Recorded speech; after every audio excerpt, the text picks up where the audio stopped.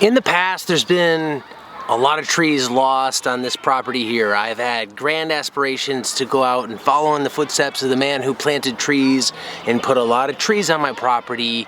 And what I've gotten out of all that tree planting is not a whole bunch of lush shade or biological restoration or ecological restoration happening. What I've gotten out of all those tree plantings is a lot of crunchy, crispy compost and mulch that's at least protecting my soil surface.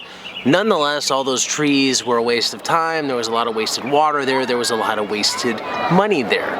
And there's 4 factors, I think, that have really led to the demise of trees on my property. I think these factors are pretty universal, not just to my property, but really to anywhere, be it Southern California or anywhere you might be in the world. The first factor that's really led to a lot of tree loss is one that I talked about in a previous video, and it's gophers. That's how I ended up losing this tree.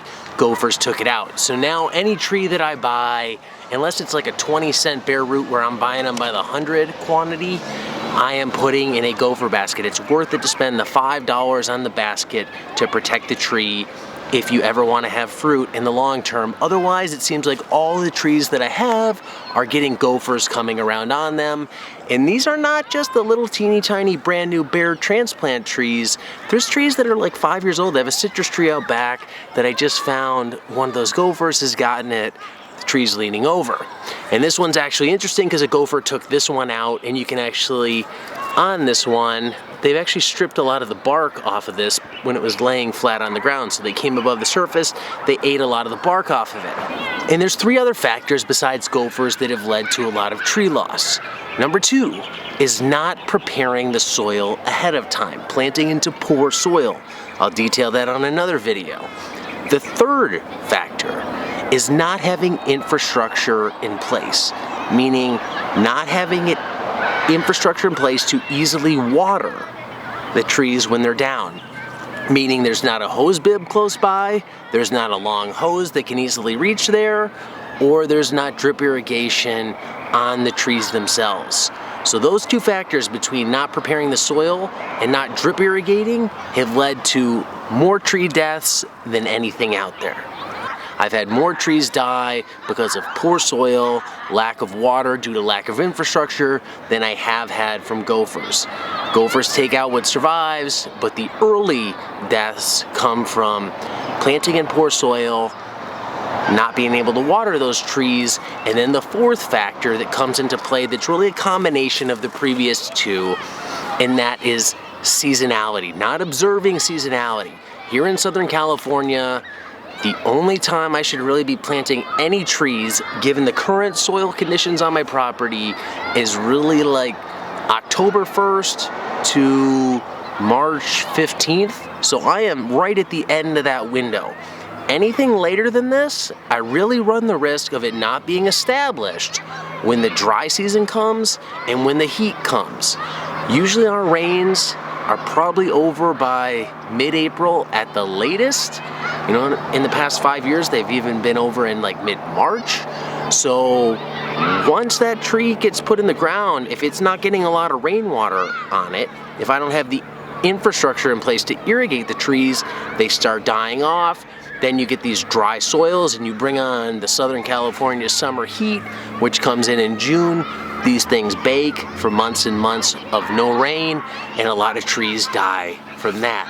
Now, that problem of seasonality could be mitigated if you develop your soils really well, if you had the infrastructure in place to make sure that the soil stayed well watered. But I don't really like the whole idea of fighting seasonality. So in the past, I'd planted a lot of trees in May, June, July, just thinking, whatever, it'll be fine.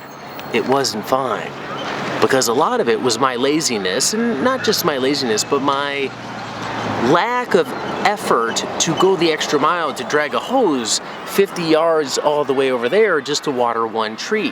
Now, part of that is design planning, meaning don't put one tree over there in the middle of nowhere, because odds of you watering it are very low. Put it where you're going to be by it, or have some system that's going to have it water itself.